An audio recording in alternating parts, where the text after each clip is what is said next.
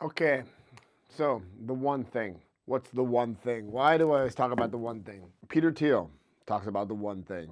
Pretty much if you follow any of the successful like entrepreneurs out there, behind closed doors, when you're working with them, they have laser focus on, in my opinion, it's the one thing, right? It's they've figured out what the one constraint is in their business that has to be alleviated, and you put all of your effort towards that. So today, that's what we're talking about. We're going to go through a framework that I've designed through just thinking about it and trying to find examples. The thing is, there's a million constraints. The constraint list itself is long, and so it's just going to be like we're going to have to break down the business into different sections. And we're just going to look at it from a bird's eye view. We're going to look at it and we're going to go through each area of the business and look at common constraints and talk about them today. So the one thing, it's a great book. It's by Gary Keller with Jay Papasan. I've read it multiple times. Every time I read it, it's like, pew. In that book, they have this thing called the focusing question. What is the one thing I can do such that by doing it, everything else will be easier or unnecessary? There's another metaphor that I like to use, or there's two metaphors I'm going to show you. This is one of them. One of them is thinking about the one thing as these big rocks. Like when you have a list of things to do, a to-do list, like basically when you create that list, it's usually the thing that you put at the top of the list. It's just, if you think about it, like it's funny because it really is like that. Like you always know that thing that you need to do, but it's harder. It takes more effort. There's no obvious answer. And so what we tend to do is because we like dopamine, we like the hit of accomplishing something, we feel better when we get stuff done. And well, those easier, shorter tasks, they're easier to get done. And they give us that little feedback like, well, I got lots of stuff done today, you know? What we end up doing is we attack 3, 4, 5, 6, 7, 8, 9, 10 on the list because it's like, oh, I can just get it done. I can check it off. And if you think about that throughout a whole organization, if the leaders are doing that and all of the team members that are following the leader are doing that, these big hard things, they never get done, right? Like all of these little checklist ideas, I mean, you can just go through that. If you just think about that for a second, that hit me so hard because it's so true. But just think about it in your own business or in your own life. How many of those things on your checklist, you just like checking them off and they're actually not the one thing. Maybe all of those 20 things that you were working on didn't even need to get done, because if you had just focused on this one thing, it would have solved all those problems automatically, right? So that's leverage right there. So that's what this metaphor is about. Like you have like a glass jar, and if you put the sand in first, right, you fill up the sand, and then you put the middle-sized rocks in second, and then you go in to put the big things in there, the things that you should get done. There's not enough space, right? And it's obvious, right? So if you were to take the big things first, put them in there, then put the small little middle rocks in there, and then the sand on top, you're obviously going to fit way more in there because it's tighter, it's more compact, right? I've heard that metaphor that's been around for, it feels like forever, but applying it to that one thing thinking and putting that thing at the top of your list, right? That's what that's about here. The next metaphor is from Donald Miller. Well, he's got a lot of books. Marketing Made Simple, Business Made Simple, Story Brand Marketing. We're going to do a whole video on story brand marketing because this is super, super important for your messaging. It's basically for branding, right? Anyway, I'm not going to go off on a tangent there. That's for another time. Donald Miller, great guy. He created this metaphor of the airplane. I think he created it. It's the first time that I saw it when he presented it. This metaphor is cool because the business is broken down into these certain sections here. So you've got leadership, which is in the cockpit, which is obvious, right? They're flying us to our destination. We're the passengers here.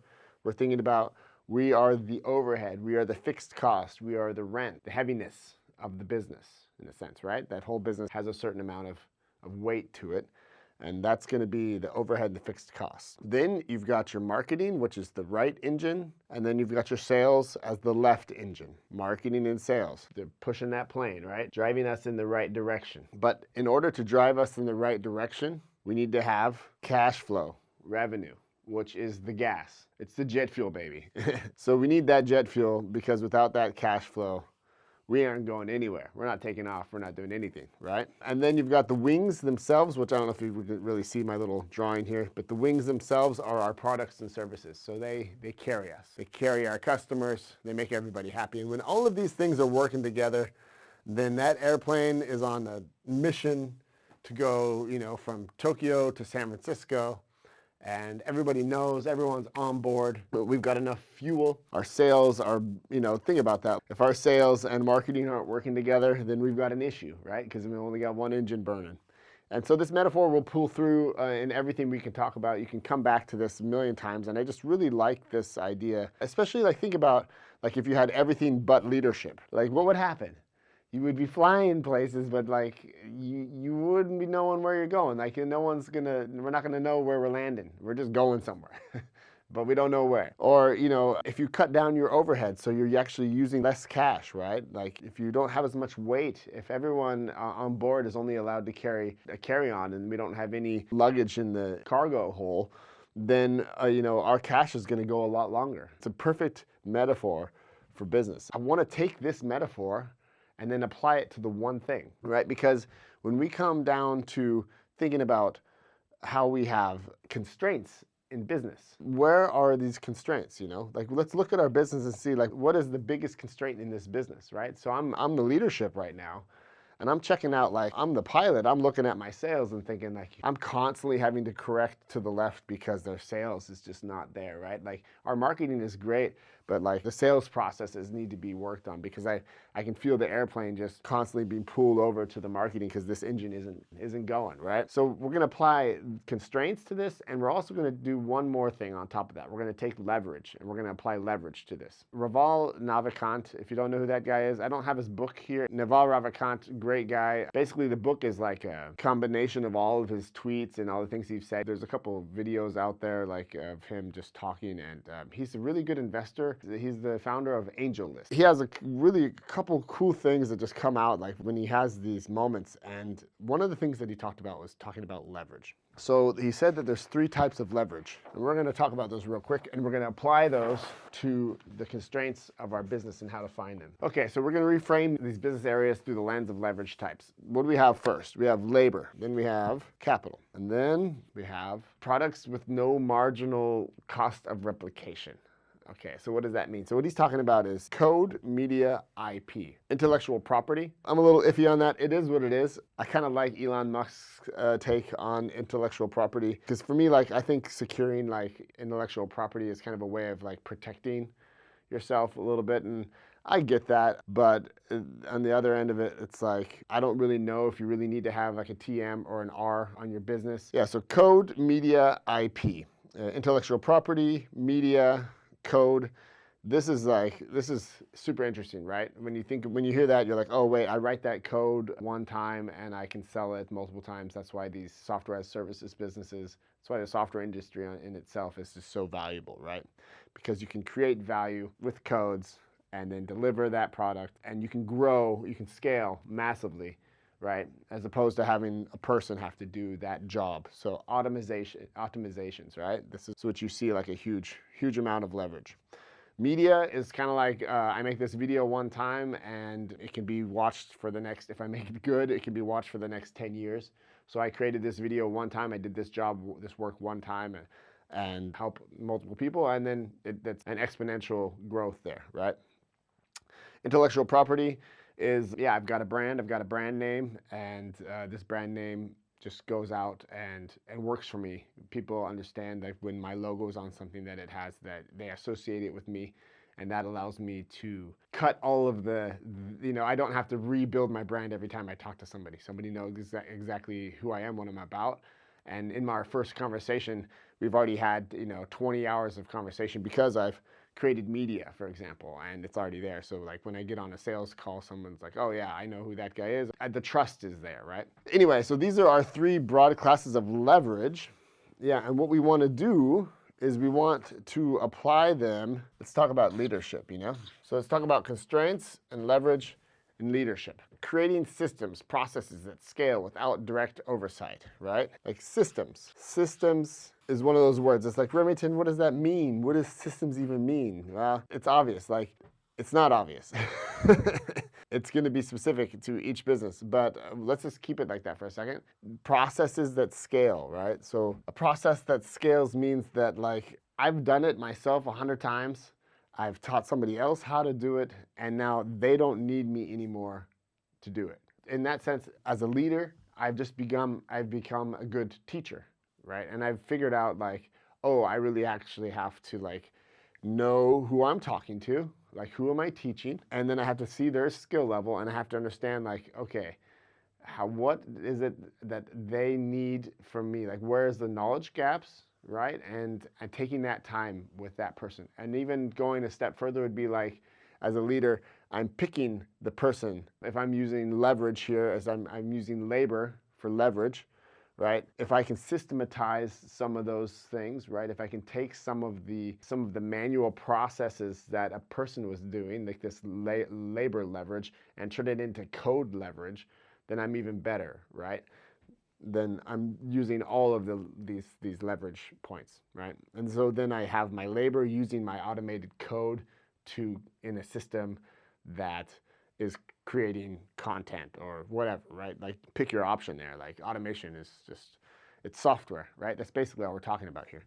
Okay, so systems. What else we got? We got building a strong brand reputation that attracts talent. Brand is like one of those things like people love to talk about, but nobody understands. And Alex Hormozy talks about this, and he's probably, for me, like one of the best voices in business right now in general. Just because the man is going through it all by himself and he's done it all by himself, and you can tell that he's been in the trenches. So obviously his content is like hard to beat. But what I want to just point out here is that in my own experience as a small to medium enterprise, I think that's what you call it, SME, as a marketing agency, talking to people about brand, it overwhelms them because what does brand really mean? Brand means the things I say, promises that I make, I keep over a long period of time. From zero or €1, dollar to $1 billion. It's trust, right? And it's recognition. It's the bouquet of flowers and there's one dead flower in there, right? So this one dead flower, it's association, right? If you come into my office and everything's dusty, and I'm sitting here having a conversation with you about a $10,000 contract, you think to yourself like, yeah, well, interesting. Like I pay attention to that. Like I pay attention if there's smudges on the windows, and because how if somebody does something, even the small things, that's how they do big things as well, right?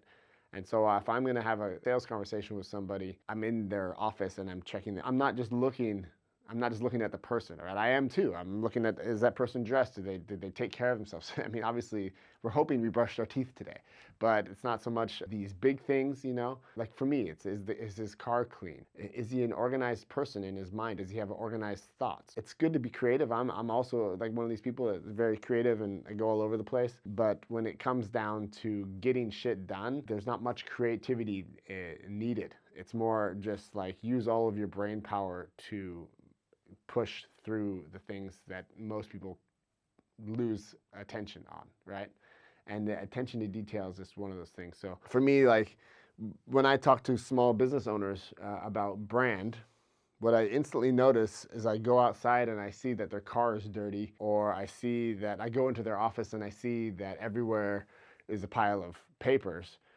There's no real point in me sitting there and saying, well, let's do your social media and let's talk about brand, because they're not there yet. Like brand is for somebody that's already got all of that small stuff taken care of at home. The trash is taken care of, the house is maintained. He's systematized or she systematized their life to that point where like they've reached a level of, how do you want to say it, a level of organization that is your brand. Like you are your brand, You can't fake it. You can't sit here and read a book about it. Like you can tell the best stories, but like if my shoe's untied and my shoes are dirty, I'm sorry, man. Like you'll be a funny moment for me and that was a really great story, but like I'm not going to do business with you because we're talking about like trust, and trust is something that you can't just sell a story with, right? You can win over people for a moment with a nice story, but in the end, if the story's fake and there's nothing behind it and you just pick me up for a moment, I'm going to feel betrayed afterwards, right? So I guess that's like read the Bible. That's brand. Short little word, you know, but there's like so much depth to it. Anyway, when we go to the next one, a medium leverage point in the leadership area would be raising, allocating capital effectively, right? So capital, we kind of said that already, but like if we're just applying it to the leadership thing, capital is cool because you also have like certain amount of debt when you start a business. And in the area of capital, like if you're going to start a business without any capital, for example, like I did, I just bootstrapped my business and just started right away. What happens is like I probably can't attract the highest quality, you know, I can't like hire a CTO, chief technical officer from day one, unless I was able to say, hey bro, I got you covered, you know, you're gonna get your 200,000 a year, right? So I didn't have that at the beginning, so it's unrealistic for me to expect that I'm gonna have a chief technical officer from Google applying to work for my company. So what I accrue in that sense is because I didn't spend the capital on having that high quality guy from day one, I accrued technical debt, you know, in that sense. Like if it's a CTO, basically what happens is like I have to figure it out myself, right? Like I have to be like, okay, I'm the CTO today, so I've got to set up our IT systems, I've got to set up our computers. Every time a printer doesn't work, I've got to fix that. Like I'm that bottleneck there. That's debt that I have to pay back in my time or my efforts because I have to fix a printer instead of going out and selling our services or running a marketing campaign or doing other high leverage activities, right?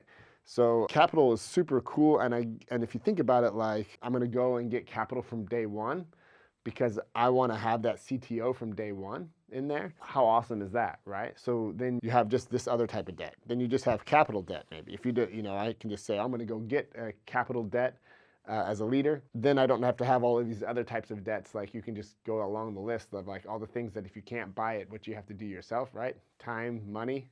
It's a very basic thing. Either you have time or you have money or you have both. So you're buying back time basically with money. If you have good team members, which, you know, usually these capital people, they actually have a brand and they attract the good people, right? We're getting rid of leadership for now and we're going into sales, the left engine. And remember, we're using the leverage perspective here. Leverage and constraints. Let's actually go from low to high. So individual sales reps would be labor, right? That's obviously a good step. I mean, right now, for example, in my business, I'm the sales guy and I'm the setter and the seller and the closer, right? The setter and closer. So even just thinking about like, it's okay, that's how it is, but that's your labor leverage point. Let's go up a level. Let's say commission structures and sale incentives. So that would be a little bit higher. So we're using capital here, right? As a leverage point, saying incentives. Saying, okay, sales reps, you guys get you get more money the more you sell. So yeah, commission structures and sales incentives using capital would be another way to get the leverage point up on top, right? So what are we going at next? Sales enablement tools and playbooks that can be replicated. That's what you would call intellectual property. Intellectual property because this playbook could be, you know, boom, we can link that and we can put that inside of our company and it's proprietary to us, right? Just as a little side hidden for marketing, if you had a good playbook that worked every time and you wanted to use that as an asset in your marketing as a lead magnet, you know, that would be pretty cool too, right? Yeah, just so you can see that sometimes IP doesn't have to stay internal, right? You can also give a little taste of that IP as a lead magnet to the marketplace. But if it's a super awesome, super like, you know, obviously, if it's super crazy and it's gonna make your competitors just as good as you, then obviously you don't want to go there, right? So, and the next one is the automated sales funnels and self-serve purchasing through code. Sales funnels in general, they're all going to have these days a little bit of automation in there. But so yeah, we're using code as the leverage point here. We're looking at it like from a leverage example here, but so what are the constraints of these, right? Let's think about that. Let's like look down and see, well, what could be a constraint here? This bottom one here, like example for me would be like in my business, I don't have a sales rep, right? So that's just a constraint that I have. Until I have one, I'm not gonna be able to give him incentives to get better, create playbooks. Well, see, now that's something I could probably do now. right? Like in my business, I could probably start creating playbooks and, on my sales calls that I'm having, record the sales calls, right? So I'm actually going to just document my process so that I can just make myself better. And then when it comes time to hire somebody, I can plug them in and it becomes valuable to that sales rep, right? Because the sales rep, a good sales rep, again, here we are back to capital, isn't going to come in probably without any type of incentives. This means that he's going to want to jump into maybe a playbook that they've already got created and be able to say for himself, well, cool, like this business, I can definitely sell. And with my incentives, I can definitely reach this income that I'm used to having, right? So I can make 200,000 dollars a year selling for Remington's company. And if I can't do that, then I'm gonna go find a company that I can do that for. Because I'm a killer, I'm a great sales guy. So if that's not already in place, then I'm not gonna come work for you. So I can actually start working on that now. I can know that now, and I can start working on that now. It's actually interesting if you look at it, like because we're in a software business here in my own business, I actually started working this way down. Like I've got sales funnels, I've got code that I've already built. The playbooks I don't have yet, so I have to build those. But like I can do those two things before even hiring a sales rep. As far as like leverage goes, I think I would start here on these constraints. Let's move on to marketing. Marketing the right engine. Let's go again from low. Low leverage would be manual marketing campaigns. Low would be manual campaigns using labor. Yeah, back to labor. It's still leverage. I'll write that up here again. And we're looking at brand building that creates organic growth. That's good. That's a high one. So next one up is automated marketing systems and analytics. I kind of can't write it in here, so it's that's code. Automated marketing systems. The thing is, like, I'm going to get into that because automated marketing systems sounds amazing, but there's a trap there. You don't automate before there's already like a manual system, right? Okay, so we go up one level higher and we say content marketing that compounds over time. That's media. So content marketing, media, this video, it's gonna be on YouTube, and if it's good and people like it, then I only have to make it once and it compounds.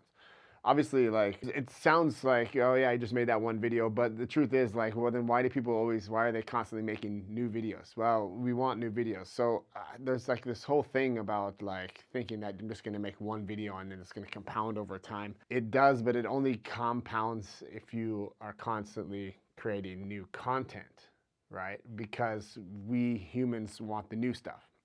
You don't want to look at a video, even as amazing as they are. Most people, like I would say most people don't go back and watch old videos of people. I don't know if that's a true statement actually. I would just say that like the tendency of our brains is to want to see the newest thing because we think that it's relevant because times are changing so fast. You just assume that a video that's 4 years old is gonna bring information that's no longer up to date.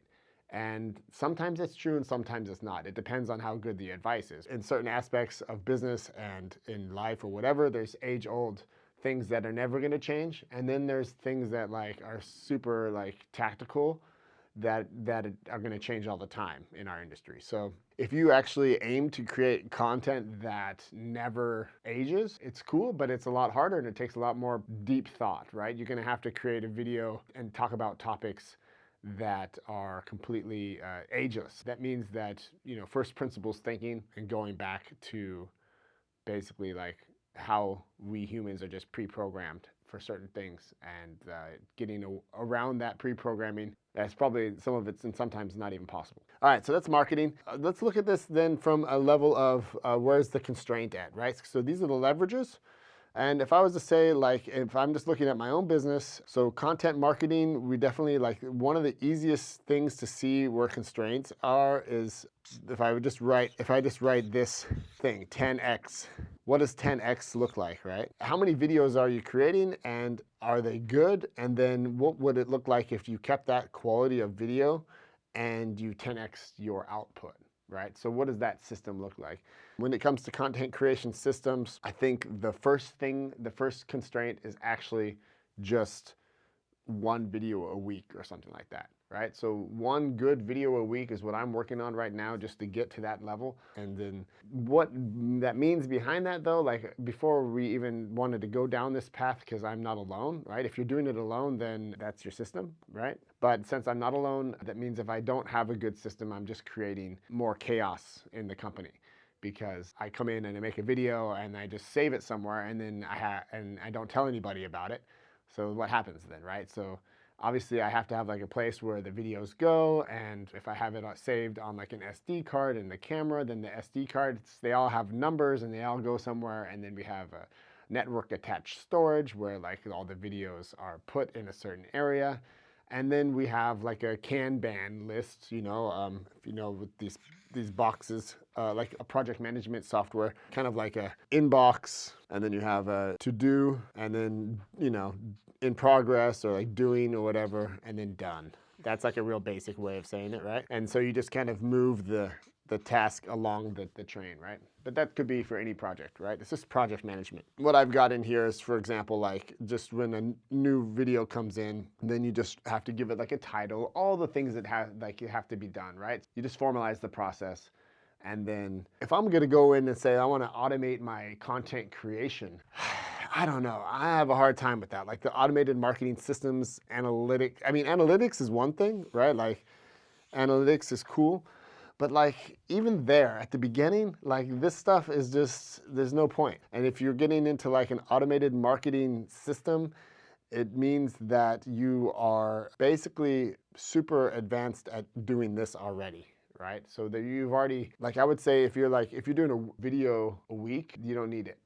If you're doing 5 videos a week, you're probably gonna need some type of automation. But honestly, the danger in automating content, in my opinion, is that it becomes bad. It becomes bad because ChatGPT and Claude and all these guys, they're great for like the ideation process and whatnot. But I have a hard time believing, I might have to eat my words in like 10 years or whatever, but like today, where we're at today in 2025, creating this video with like an avatar that I saved in something, it's not gonna happen. It's not gonna happen. If I just stood here like this the whole time and I looked at you and I was talking to you, and I could probably do that, but is that what you want to watch? Is that going to make you listen to me even better?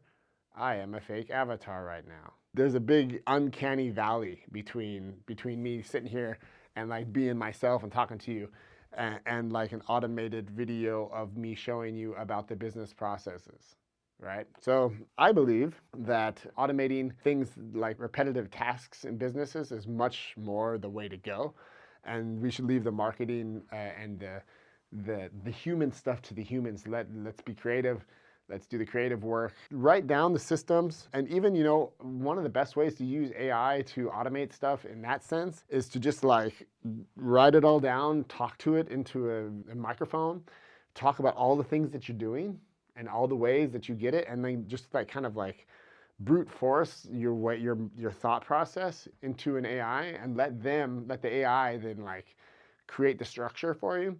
And then you can like read over it and then just be like, oh, that's interesting. I didn't think about that. Yeah, I can automate that step and automate that step. But like, since we're in a physical world here, and I make a video and I take the video and I put it on an SD card, and I put the SD card in a drawer, and then that SD card gets taken out of the drawer and gets put into the network attached storage.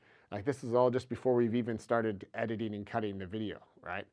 And then we go into cutting and editing the video, and then it's like, okay, maybe an automation I get an email or I get a notification in Slack or whatever that like my editor wants me to check out the video. And so the video has like captions in it, and it's got like maybe a ChatGPT generated little excerpt.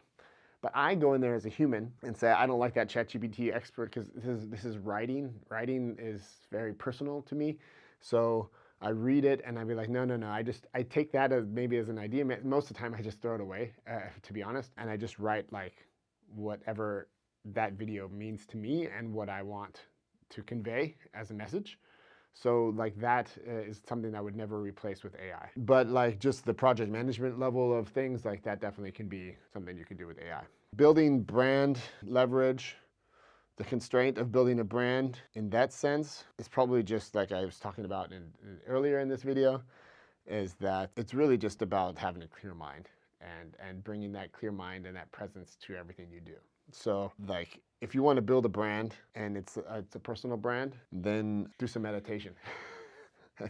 Like me giving myself advice, because every time that I start chasing my tail and I start getting too caught up and I start becoming too reactionary, I know that that's not the brand that I want to convey, and that's not me. That's not me making good decisions. That's not me being a clear business owner, clear in my concept, in my positioning.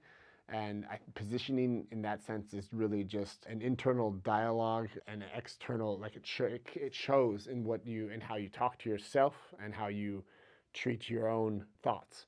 And so I think brand is a result of that, right? So like the way that someone presents themselves, but like consciously, right? So, and subconsciously, right? So like the things that I'm saying to you, if they don't match up with what I believe, then you feel that, right? So like finding that connection, I think, is something that you just can't quantify, right? You just, that's why brand is so tricky, I think, because either you got it or you don't. And if you don't, that's fine too, because it's not always like, you're not always going to have it, right? The way that I found it working for me personally is that if I am in a good place mentally, like if I can keep my mental health through all of these, like, routines or whatever, and all of my relationships in my life are in a good spot, like I've got a good balance throughout my life, like that's, for me, balance is important. Of course, balance, it does always kind of move. Like it's a fluid thing. I'm not saying that like everything's happy-go-lucky all the time. And when shit hits the fan, shit hits the fan. But maybe that's not the best time to then go and make a video and look into the camera and be like, yeah, fuck the world today, because the world sucks balls. And anyway, like, blah, blah, blah, right? Like it's that image that you want to project outside, it has to be also with the image that's going on inside. And it's going to be anyway. And the more that you try to decouple that, the more dangerous it could be, right? Some people get it, like I've just never been able to do that in general. Like that's just not something I can do. But some people, I'm sure, have the ability to be like, poof, here is the fake Remington and here is the real Remington, and they're two separate people. That just doesn't work for me, so I'm forced to make sure that I'm in a good spot. But the constraint on that, also for me personally, is just making sure that you are in a good place mentally, and in order to do that, you have to have systems, I think, in your life. You have to have positive feedback loops for doing things that are better for you. Stuff like eating healthy and getting enough sleep and spending time with the family, and turning off the business when you're not in the business as much as it's humanly possible. This is for me, that's brand. I don't know how else to say it. Yeah, we've talked about that. Obviously, the lowest one here is the manual campaigns. What does that mean? Well, when you get first into Facebook and all that kind of stuff, or into any of these social media marketing stuff, and you want to do digital marketing, manual campaigns in that sense mean that I'm just creating a campaign out of the blue, right? It's my first time. If I've got a history of running social media campaigns, then I actually can look back and create automated campaigns. Obviously, having someone do that for me or me doing it would be the first layer of leverage. But I think also what you can look at here is, like, if you think about just something like email marketing, right? So I can block out a period of time and write 20 or 30 emails and have them all mixed to my brand. I'm in a good place mentally to write those things, or you just write them anyway.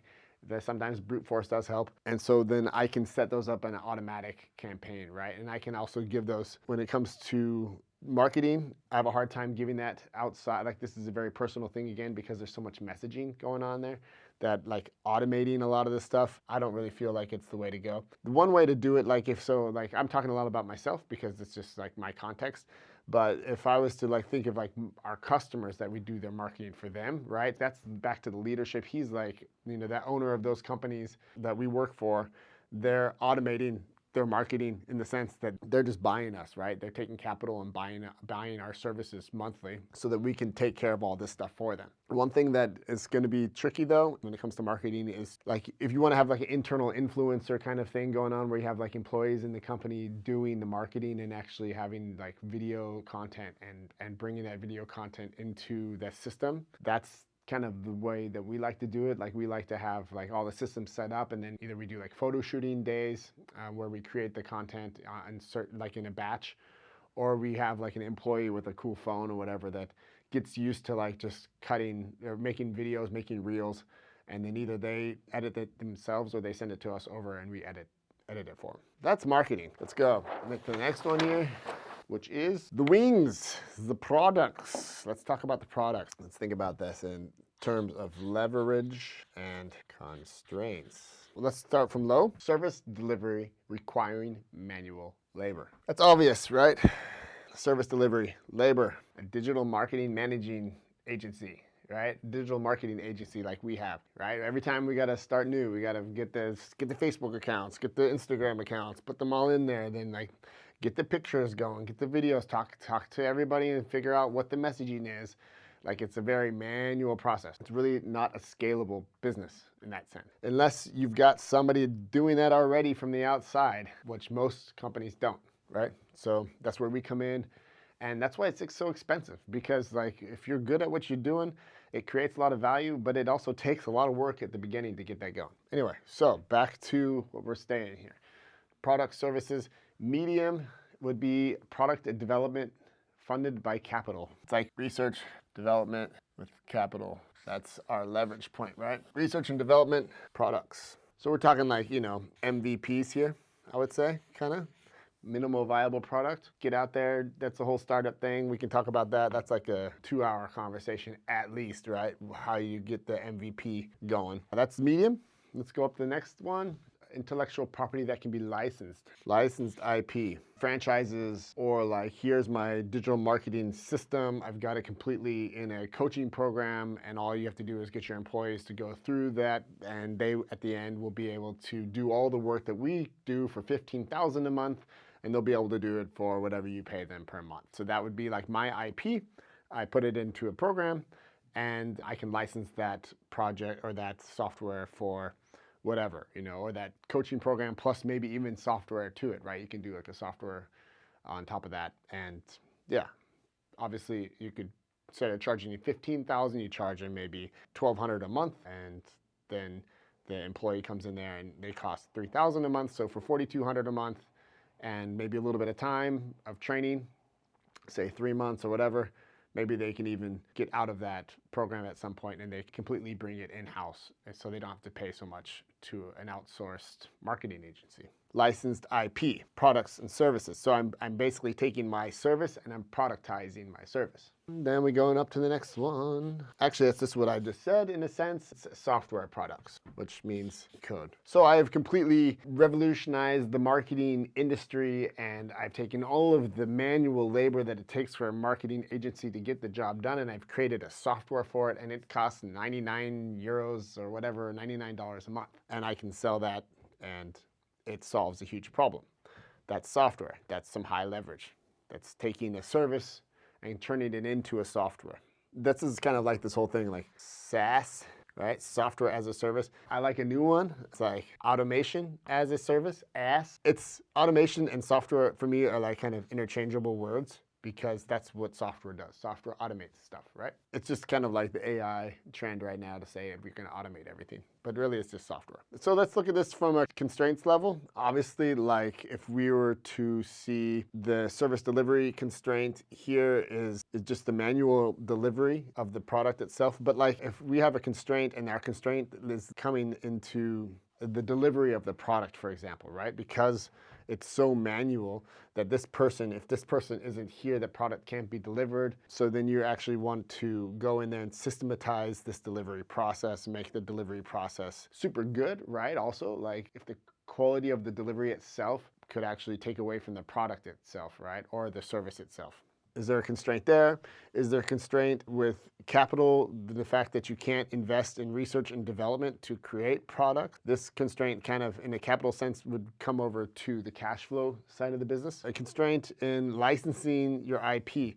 So if you can't license your stuff, it's because you haven't actually formalized the product delivery, service delivery part of your business, right? If you formalized it and you can create systems around delivering your product or your service, then that is intellectual property that you could eventually say, well, you know what, instead of just being a marketing agency, I'm going to license my marketing agency model to other agencies, right? So you kind of put yourself higher up on the rung. That would literally change your business. That's a little tricky because I think, you know, it's a whole different business that you're gonna run, and it comes with a whole nother level of problems and constraints. Obviously, I think one of the biggest constraints here is what a lot of people tend to want to do is they want to go outsource that to India or whatever. And I'm sure there's world-class programmers all over the world.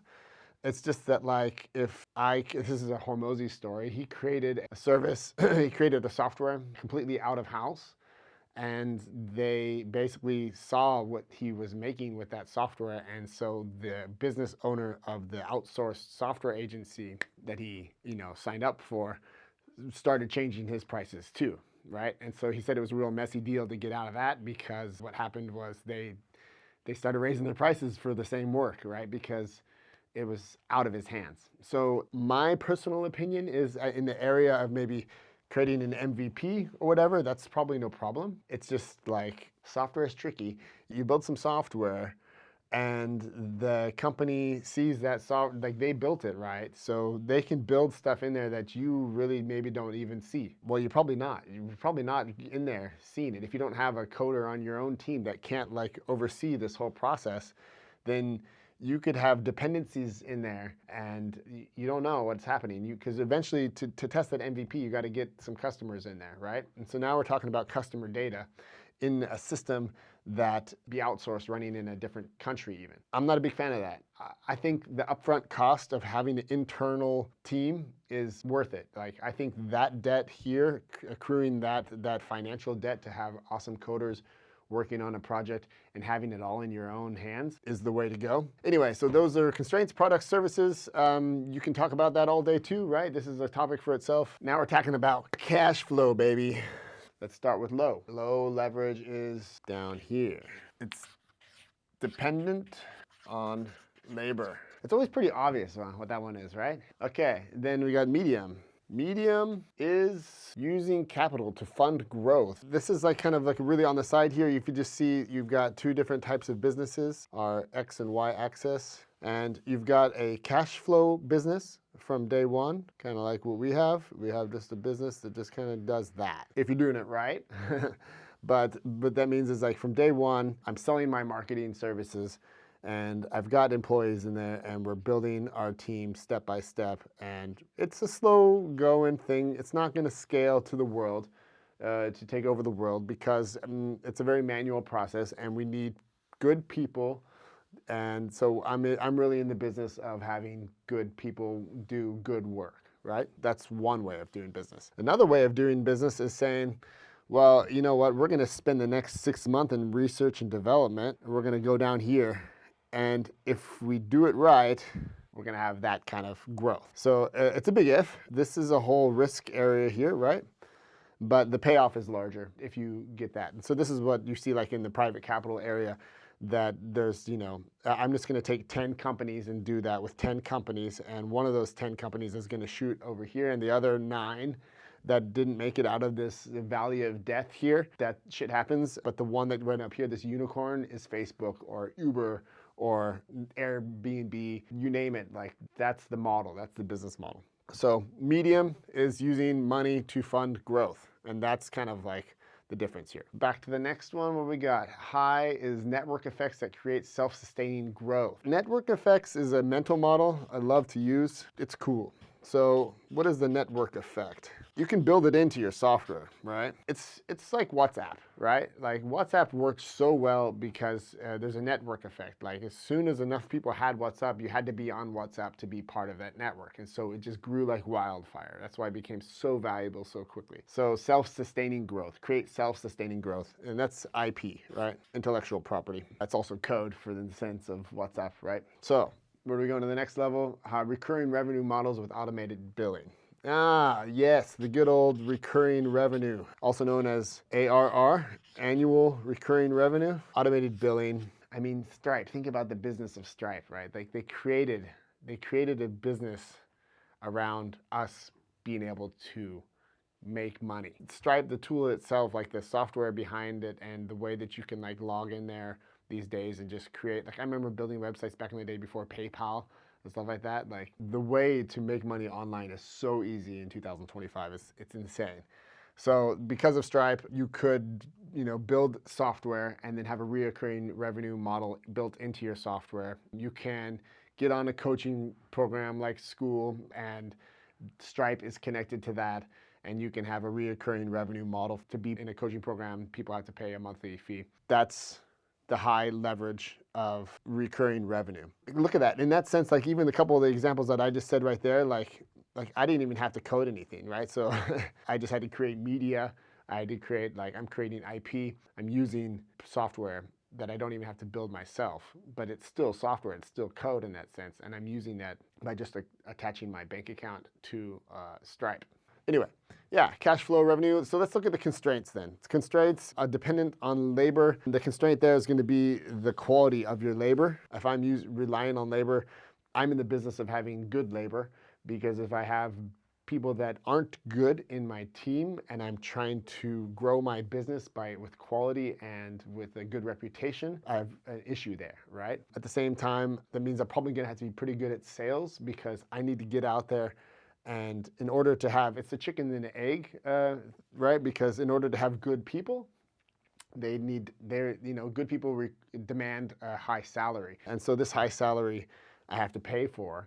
So that means that I have to be good at sales and be good at communicating to my customers that, the cheapest deal isn't going to be the best way to go for them, right? So then it's going to be like, I need to be out there and understand the market and be able to communicate that clearly to the right person, right? There are businesses out there that are willing to understand this, and there are businesses out there that don't understand this. There's probably more of them out there that don't understand, so you're going to have to be used to hearing no's. And that's sales, right? Anyway. So get used to it. All right, so how do we look at overhead?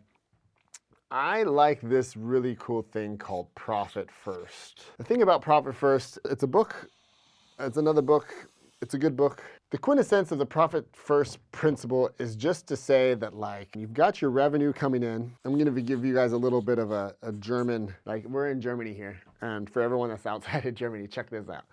19% taxes, sales tax, basically. So I write an invoice for 10,000 euros, and I make a deal for 10,000 euros. All the deals that we make in Germany for this reason are obvious. I mean, I think in every country, doesn't matter, but like I've just been doing it in Germany. You make the deal for 10,000, and when you write the invoice is for 11,900 euros, right? Because that's 19%. This money doesn't belong to me.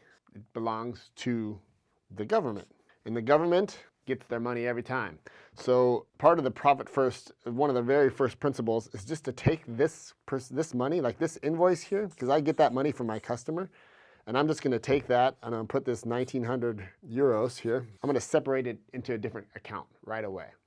Right, so this is like just a really easy thing. I'm breaking away from the leverage principles here because this is the way to do it. There is no other way to do it. The Profit First principle, it's kind of like the toothpaste. It's the toothpaste principle. You have a tube of toothpaste. At first, like you're just putting because you got so much of it, right? There's so much in there, and there's always like a lot in there. It's always like the dish soap when you're doing your dishes, right? At the first, like the dish soap is full, and you're pouring it on your hands, and you always use enough of it, and it always seems to have enough. But all of a sudden, it's like you get to the very end of it, right? And for some reason, like the last 5% of that toothpaste lasts like as much as the first, 80% of that toothpaste lasts. Like if you just look at the time of days that this toothpaste was empty as opposed to it being full, or that last little soap, like, oh, okay, then you open up the lid and you like put the water in there because you didn't go to the store, you didn't get more soap, and then you close the lid again, and you got like another 10% more soap because you just used a lot of water. So that's like, why didn't you do that at the beginning? And that's what the profit first principle is saying. It's like, we're gonna make sure that that toothpaste is always empty and that that soap is always at the last 10%. And we're gonna do that by hiding the money, basically, right? And we're gonna do it so that we have a bit different bank account for this, right? So like I have an account for that 19% in every invoice that I write throughout the month. Like I just take 19% of it and I just throw it into this account. And then you can do that for all sorts of things. But obviously this is a no-brainer. So like, let's just say that like you run your business, like you have your overhead, you have your costs per month. Let's just take a nice easy number. It costs us $10,000 a month to run our business. Every time that I've got like 25,000 in the account, then I just take that 15. Either I put it there or I put it in another account. Rainy day, whatever. It doesn't matter. Like here he goes super deep into the book. There's like 6 or 7 accounts, and I get that, but we have a lot of account fees. The main thing is that you just get it out of this main account here.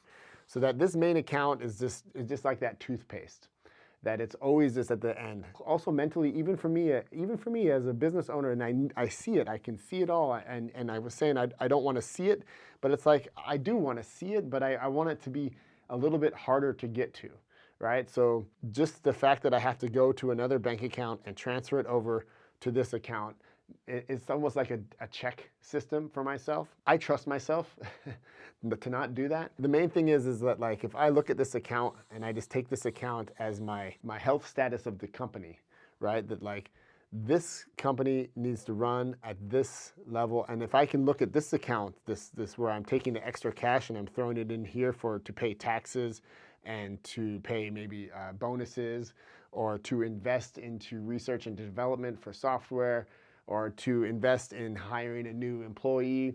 So I know that like I'm not going to hire an employee until I've got maybe a year of this prospective employee's income in this account just sitting there. So I'm like, okay, now I bought myself a year, and I can take that year and take a risk and move forward and hire some rock star software developer for my team. But I don't take it out of this. This is like a strategic decision that I'm making, and I can take it out of this rainy day account fund or like this investment fund that I've created for myself. I can do a health measurement based on how much I'm able to throw into this account every month, right? Profit first, it's cool, it's interesting. I think that especially if you're working with investment companies that are like investment accounts or angel investors and whatnot, it behooves them to do the same thing, right, with their company. So if you're working in like a holding structure will do this exact same thing, right? The holding structure will make sure that the GmbHs or the LLCs that are underneath in the holding are just getting trickled the money they need, the operating costs that they need. If all of a sudden, like, oh gosh, my overhead's going up and now it's 12,000 and I'm gonna be in the minus 2,000 here, right? Then I need to talk to somebody and figure out what's going on here. So why did it jump up to 2,000? Was it a planned jump, or do I need to watch my costs? Because there's no more toothpaste in there and there's no option. And not having that option, it makes us resourceful. That's what it does, right? It makes us start thinking like, when I'm out of money, I'm full of ideas, right? So giving yourself like that fake constraint of being out of money, even though you may not be, creates resourcefulness. And this resourcefulness, we need it, right? We need to be hungry for it. We need to taste it. You can just think of somebody like Conor McGregor. Hey man, if you're out there, like respect to you. But we know that like your next fight, we know it's not going to be like your fights back in the day before you had the $20 billion, whatever you've got now in the bank, because you just can't fake it, right? You can't fake the thirst, the hunger that you had at the beginning of your career before you were out there. You were out there and you were a killer in the ring. You got all this money, you got comfortable, you got a whole bunch of trainers, you got a whole bunch of people around you saying yes, yes, yes. And no matter how much you want to make a fake constraint that you're going to, and you're preparing for the next fight, you're always going to, at the end of the day, go back to your plush hotel and chill in your Bugatti. And your brain is there for the whole ride. Hard to fake that constraint. In a sense, that's what we're doing here. We're faking that constraint. I guess what the next level, even for myself, when I hear myself talking about it, would be like, can I actually take this rainy day fund here and put it away so I can't see it? Make it hard. Make it like, to take the money out of here, it takes me like 3 days of like waiting to get that money from these accounts to the operating account. And that's all I got for you today, guys. So basically, this is coming back full circle. What is the one thing I can do such that by doing it, everything else will be easier or unnecessary? And so then we went down that level, we went down that road, we talked about the one thing and how we got to figure out what that one thing is. And we decided that the one thing is going to be based on leverage and constraints in your business.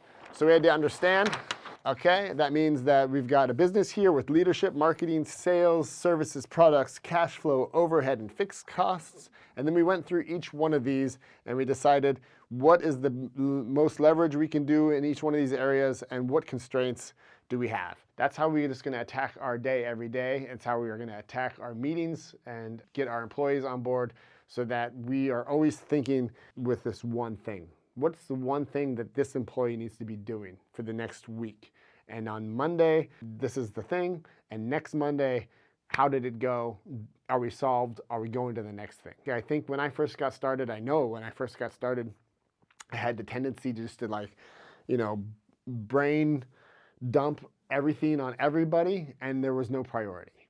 And so everybody just did everything. And like I said at the beginning with the lists, what happens is people just tend to do the thing that's easiest to do. I do it too. Everybody does it because you're just getting stuff done. But teaching our brains, teaching ourselves, teaching our employees to look at the one thing that, like, if we did that thing, everything else would be easier, right? So what is that? What is that in every area of this business?